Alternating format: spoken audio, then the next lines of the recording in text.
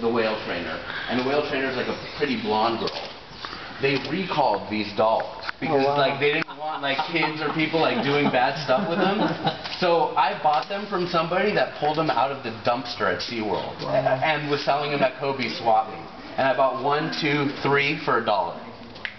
And they really like make it look like SeaWorld.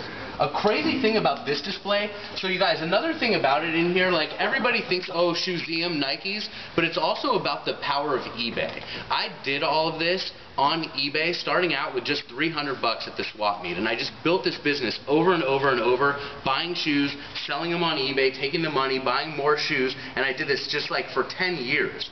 All the money that I made over those 10 years, I converted the warehouse into the Shoeseum.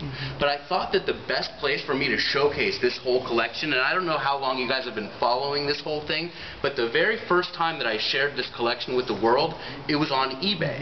And I thought, you know what, I'm going to put this on eBay, I'm going to price it ridiculous because I don't want to sell it, but what I want to do is share it with the world, and I want to tell these stories to people, and I knew that I'd have a captive audience on eBay.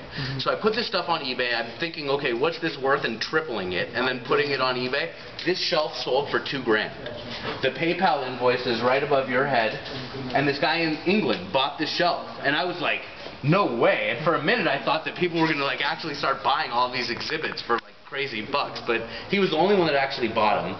I talked to him and I was like, man, I built this Shoeseum, I want to share this with the world, I never intended to sell it. By the way, if I send this to you in England, you're going to pay like $1,000 importing it because of like customs and taxes. And he was like kind of over it. I was like, look, let me give you back your money, and if you really want this, when this is all said and done, we'll talk. And he was like, okay, give me my money. So I gave him his money, and that was the end of it. But like, it was crazy that doing this actually added value to the product in a way that I never thought would actually happen. But I mean, that's proof right there that somebody bought into it.